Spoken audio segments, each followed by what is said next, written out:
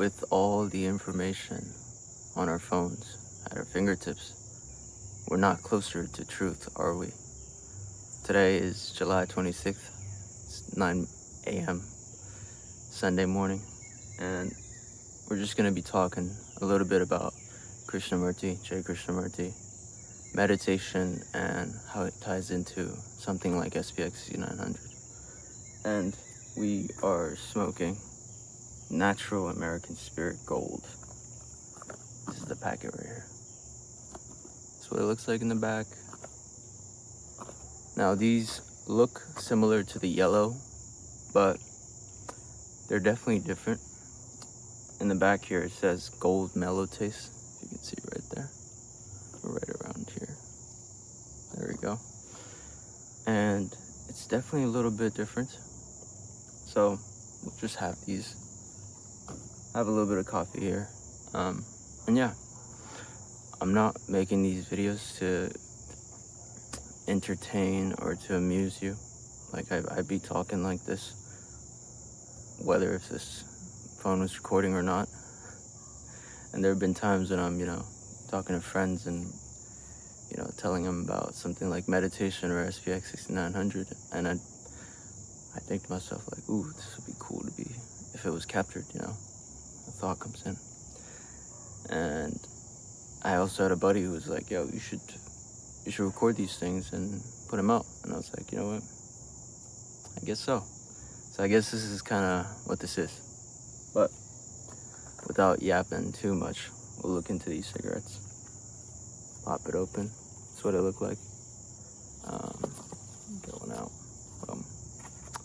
And yeah, have a look at these. Right away, you'll notice the greenish, bluish looking band. And you only see those with menthols. So right away, my curiosity was like, why do they have this if it's not menthol?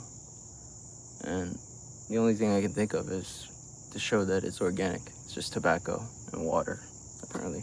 So this is right here.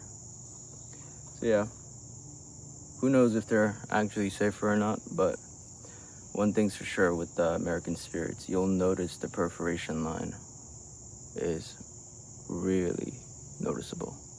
I don't know if you can see, but it's like right here. And so yeah, these are supposed to be light, and these are packed for sure. These are packed.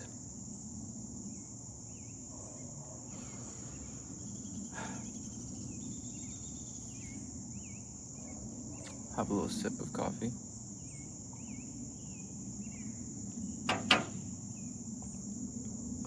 We'll do a smell test.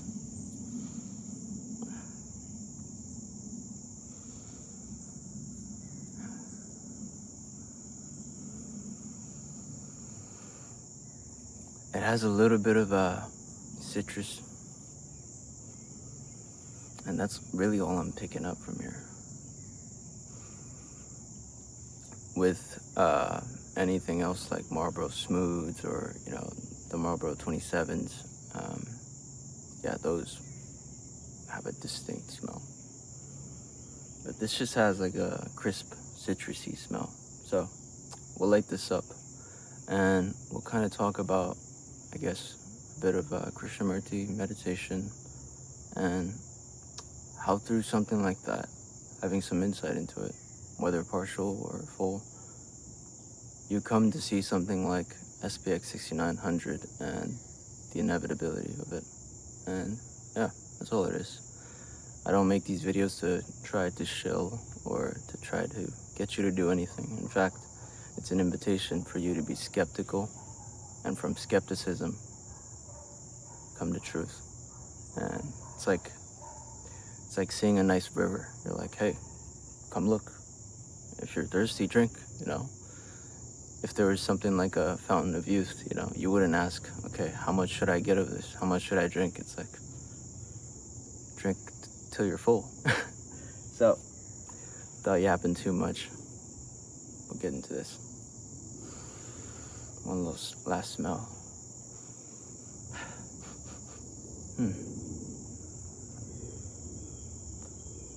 Super cloudy today, but At least the sun isn't shining straight into my face. Yesterday, I was at this little, I say little, but it was a small gathering. But other people were there, and it was about like 2,000 people. So I was out in the sun all day yesterday.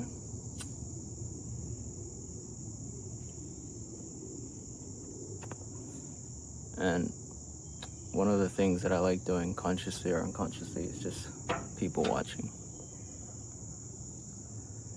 Give me mountains, I'll be content. Give me a nice day, I'll be content. Or just give me a sea of people to just watch, I'll be content. It's just like, I don't know what it is about people watching, but knowing that everyone has their each little story, each little plans, and seeing that dynamic play out, it's like, it's really interesting, you know? At some level, you look at them and you go like, we're just a bunch of monkeys, aren't we? But another perspective that you get is like, man, the human potential, it's unlimited. And yeah, we'll enjoy this nice American spirit.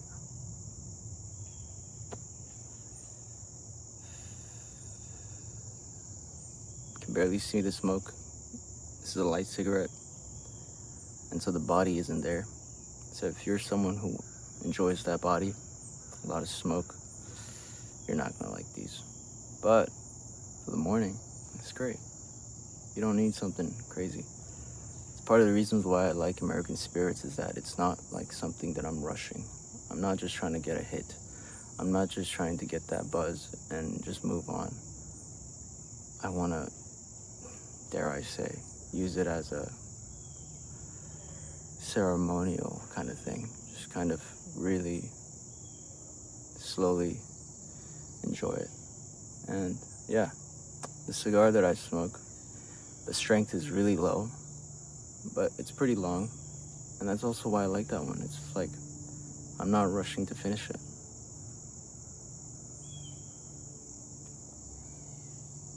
So yeah, what we said in the beginning of the video,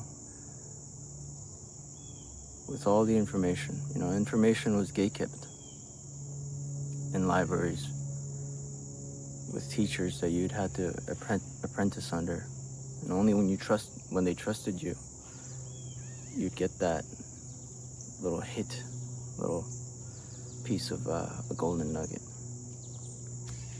And so with all the access at our fingertips, we're not closer to truth. By truth, I mean this. And if you've had a panic attack, you'll know exactly what I'm talking about. There comes a point where you just hit absolute rock bottom, and you hit this panic attack.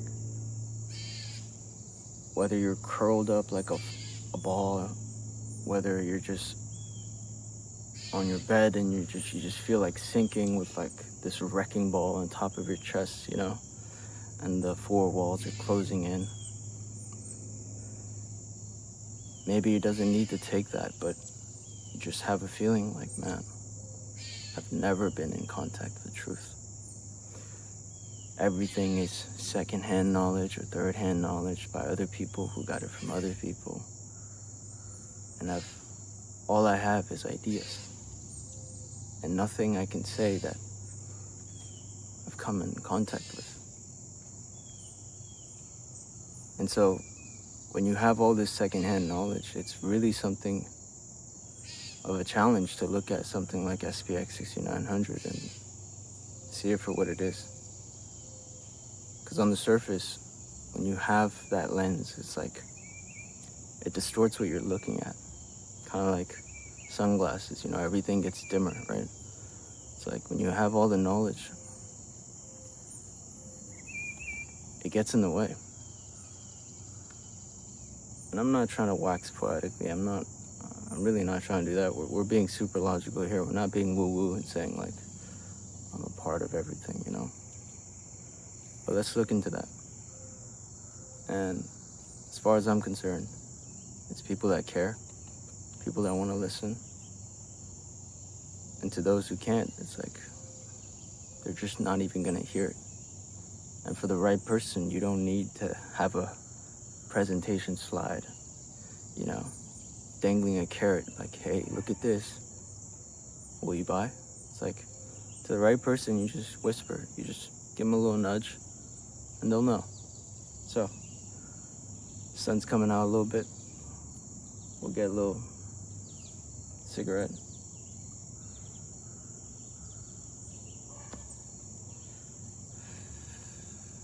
My God, I thought I'd be getting some smoke by now, but a light cigarette.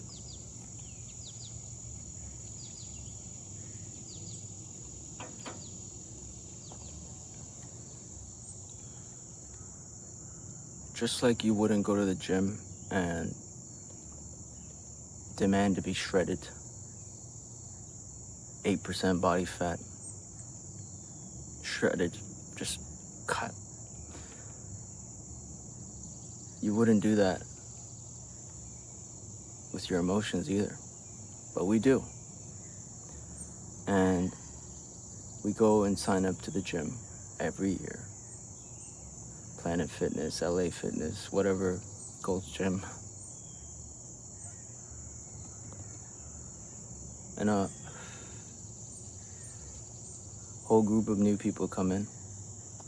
And then the OGs, you know, the people that have been there for 4 or 5 years, they're like, oh, these are the new pack. Let's see how long they last. And of course, you put yourself into this routine that you're not used to. You chase intensity over consistency, and you just give up. And then you repeat the same pattern again the next year.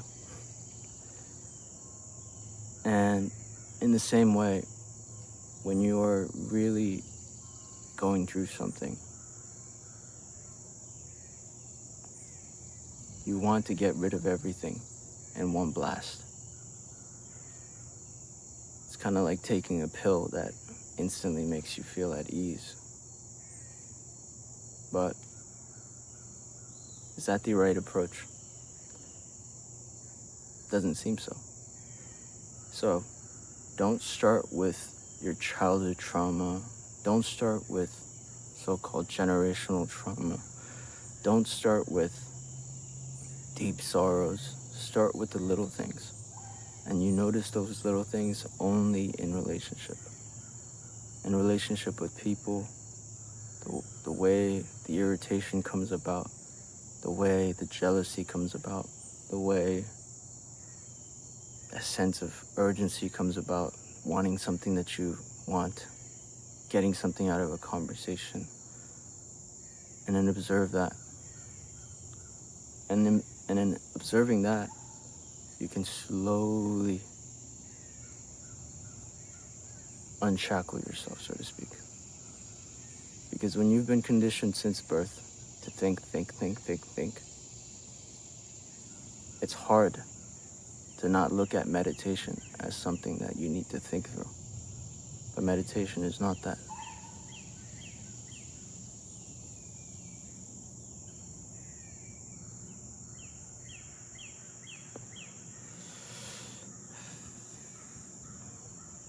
Clean cigarette. Adds a little bit of that throat kick. It's nice. And I'll suggest something to you. And again, be skeptical. Don't just listen to me.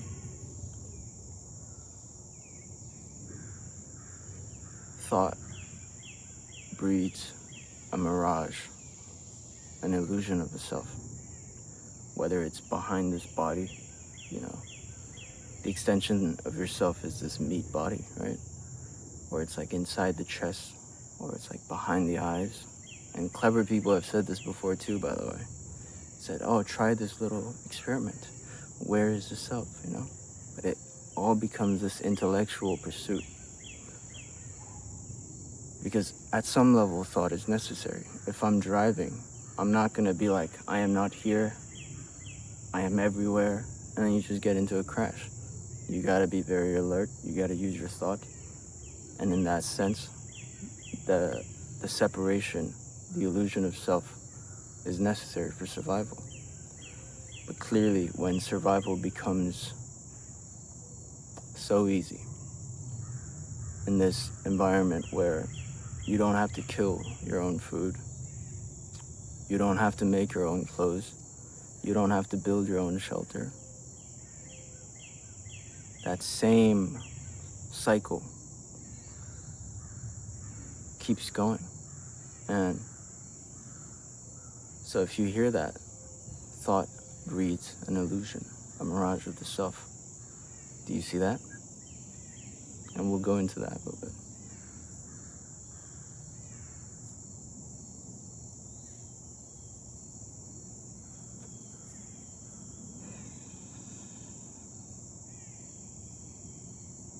As far as I know about Rene Descartes, he said,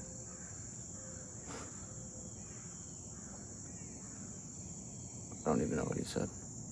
I see, therefore I am. Or something like that. I'm getting a little bit of that buzz. But to my extent, what I understand is that he didn't trust anything in the world, right? All of these things could be illusions in and of itself. But the fact that I think, I realize that there's an entity that I exist. And Krishnamurti said the complete opposite. He said, the observer is the observed. The thinker is the thought. Just another thought. And to see this truth, you would think, why is it important? Are you just waxing poetically? Are you just trying to be philosophical about it? Have that book knowledge? No, because if you see this, you lift a tremendous burden of suffering. In Buddhism, there's this idea of unnecessary suffering, right? For example, you eat meat. There have been times where, there's something called sakadawa. For a month, you just don't eat meat. I've been doing it since I was a kid. But I went vegan, hardcore vegan for like 3 years. And on and off, maybe 4. But if you eat meat, at some level you know that there's suffering that needs to go on. But it's not suffering in a sense like you are burdened with it, because now we just pay this little cash and we don't get to see the killing of it. But at some level that's necessary, right? People gotta get fed, and you can't just be this guy who's like, I'm above everything and life doesn't kill each other. A lion will eat a gazelle. It's just the natural order of the world. But there is this aspect of suffering, which is psychological suffering, that is when one is trying to become something. So, if you're a great artist, you want to become a greater artist. If you're a great businessman, you want to become an icon. And that goes through every aspect of our culture, every walk of life. The rich and poor, they both suffer from this, which is psychological becoming. And you get to see a glimpse of it in analogies like this, right? Say a tennis player, right? A young tennis player who's not necessarily concerned about getting shredded or staying lean, but just decides to pick up tennis, right? Goes with his friends to just play, have fun. And in doing so, he gets really lean, really athletic. And there's that chronological time from when the body is a certain weight to working out, having fun, in that consistency, he gets to a certain shape. And that takes chronological time. But he has no psychological time of suffering until he gets there. But to someone who's overweight before he gets 10 pounds lighter, 20 pounds lighter, he suffers immensely. Weighs himself daily, looks himself in the mirror and says, oh, I don't like myself, I don't feel comfortable in this skin. And so there's two different kinds of time we're talking about, right? And for most people, time seems like a very linear thing. And in the process of thought, time is linear. I have idea of yesterday, tomorrow, and the future, and it keeps going like a linear way. Not to mention our age is just a number who's tracking every single year. But there's an element of time that is chronological and necessary. Say I'm meeting a friend.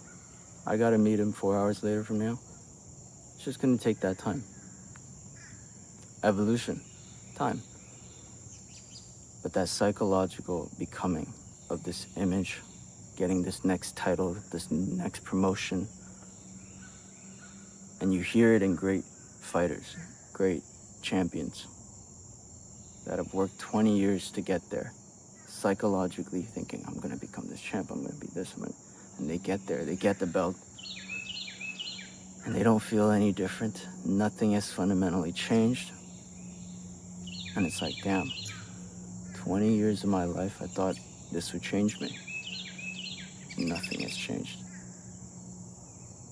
So meditation isn't something just philosophical, but it is understanding the unnecessary suffering in that. The unnecessary suffering.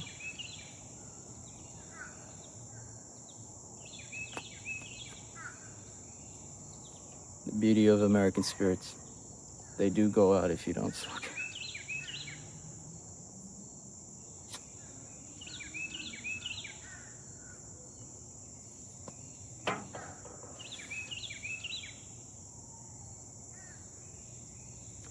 And so having some insight into that,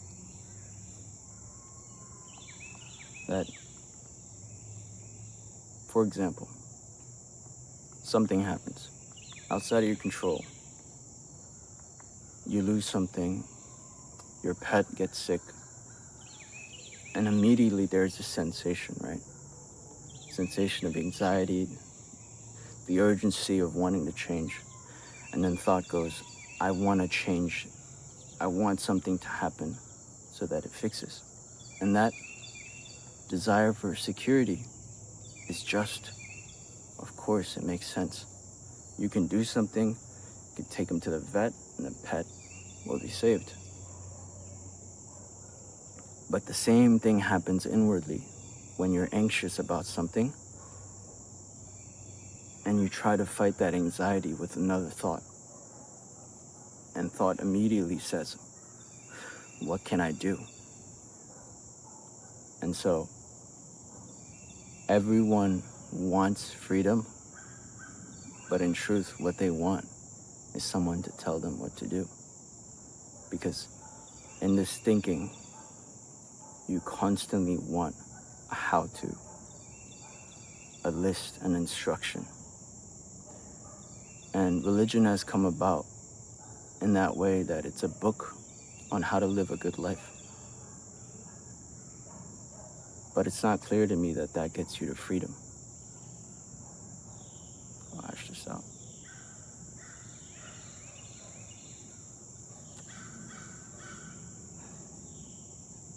Just like you wouldn't lift 1,000 pounds in your first day at the gym, let's start up with something small. Anxiety. Small little thing. Anxiety is fear of the future, what can happen, what can't happen. And you try to work out to literally exhaust the body to get to this sense of peace. You sit for an hour every morning and try to meditate through it.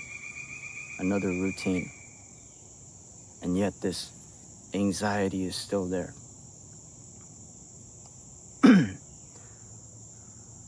And the minute thought says, I have to meditate, I have to walk, I have to work out, I have to do this to get rid of that. it's implied that that anxiety, that ball that we all feel in the throat and the chest, feels like a web of like a spider web just all across your body. That feeling, you assume that it is not a part of you, that there is this observable entity behind you that is somehow pure and objective, apart from all of this, that is so pure that it's being contaminated by this anxiety. And so you say that I need to go back to that, and I don't want to have this anxiety. So right there and then, thought comes up, I don't want to feel this, I want this. The language, the assumption of thought creates that image of self. And as so long as that separation exists between the observer and the observed, you are always going to feel like you need to do something to change it. And then that desire, that suffering keeps going. It keeps snowballing. And it can get to a point where you're thinking so much that you get to something like a panic attack, where your body literally shuts down. But this is something that you have to do. You can't just listen to me. You can't just listen to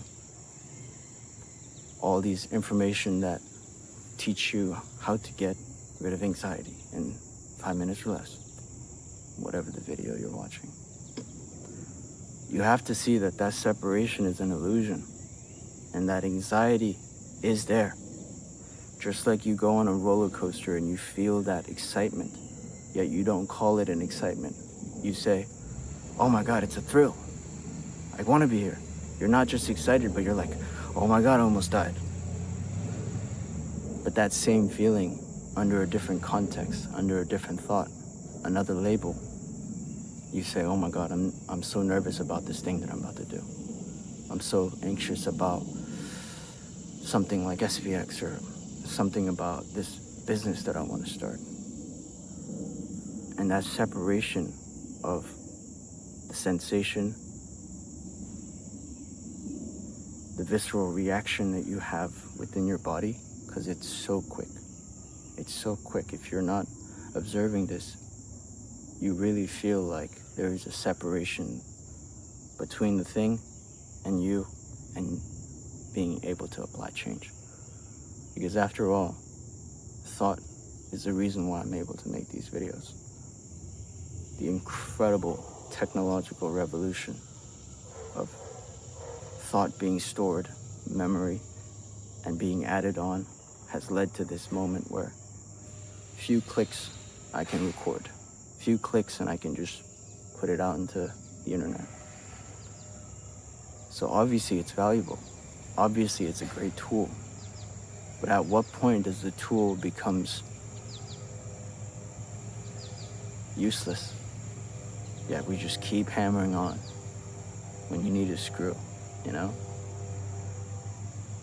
And so having some level of insight that this ball of energy, whatever sensation you feel, and the immediate desire to want to change it, that creates that separation, seeing that that is you. That is what is going on. And in observing and in surrendering and seeing it all, it goes away.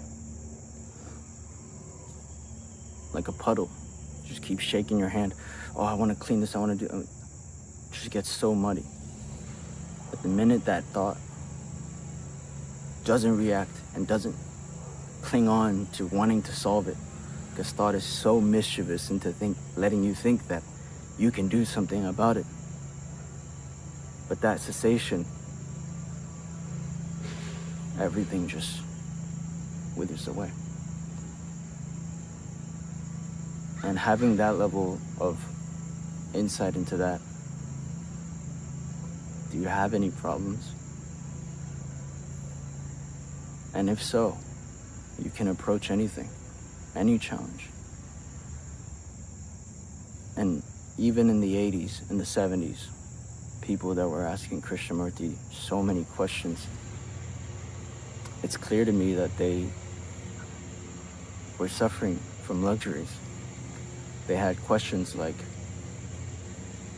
what is the right way to earn a living? I'm happy with my job, but I don't feel it's ethical. Gen Z today are so detached from ethics, so detached from the right way of earning a living. It's like, whatever way I can make it, I'm jumping the gun, scamming, grifting, robbing Peter to pay Paul, and all these things that come out from it. It is a luxury to be like, you know what, this money that I'm making, I wonder if it's actually the right way. No one thinks like that. No one even has that question. And so, having a little bit of insight into that, can you look at something like SPX 6900, just logically, not just from personal gains, and not just from skepticism of what other people might be doing, but just look at what it is.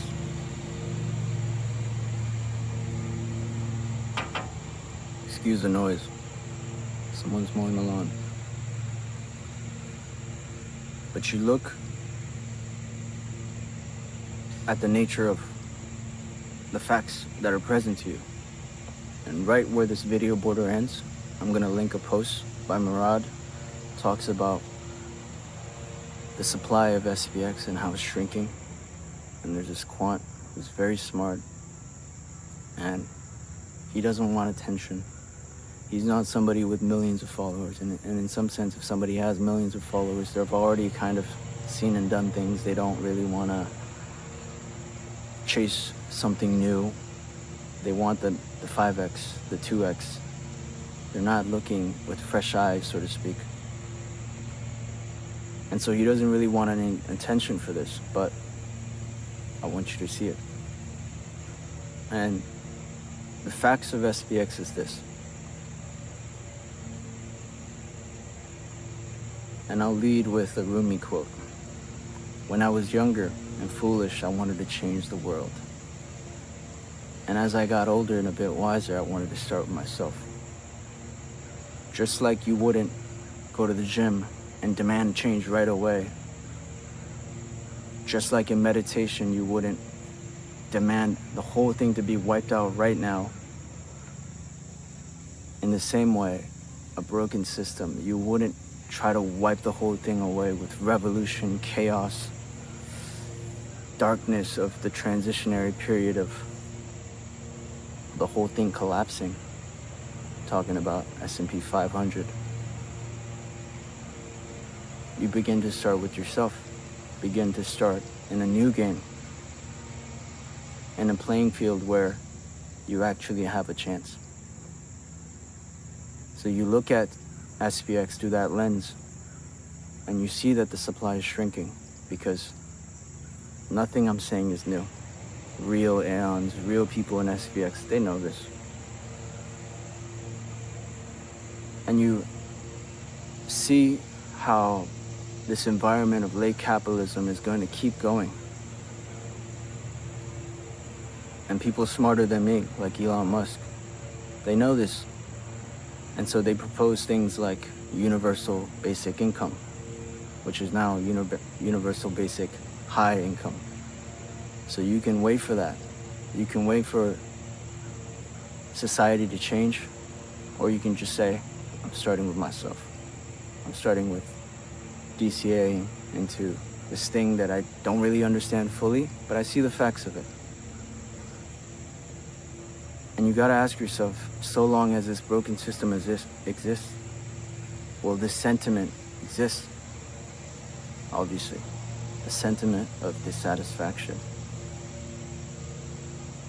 which will lead to something like SPX. I'm not just saying this is the only way. The whole space will arise. That's what crypto is in general. It's voting against the broken system. So if it's not SPX, get Bitcoin, whatever it is. But you see that the supply is shrinking. You see that the sentiment is not going away. And so what does that leave you with? Is that you are extremely early if you're hearing about this. And so what happens when most of the supply is gone into the hands of people that really see the beauty of SPX and what it's trying to do? That it's not like a regular stock where they can issue new shares and inflate the whole supply. That the coins will always be just that, capped right under 1 billion, of which a couple of them are locked away for 69 years. And so what happens when demand comes in? Obviously, it's going to be a cognizeric event. It's going to be unfortunately, most people are going to see that, and that's when they come in. Because when you're caught up in your own petty plans and own little world, that's how you miss something like Bitcoin. That's how you miss something like Doge. That's how you miss something like the whole GameStop movement. And then you just sit around and you're like, man, how do these people know? It's like, we didn't know. We had the cards that were dealt with. We see the fact of what it is, SPX. And it's an act of letting go. Because when you're so caught up in the self, you become this foolish person who wants change immediately. You want to trade and make wealth instantly. You want to go to the gym and get shredded instantly. You don't want to just meditate. You want to be free of your burdens instantly. So there's some beauty to seeing that it's not about intensity, but consistency. And what if a consistent amount of people are DCAing every single day? It's going to be a supply shock.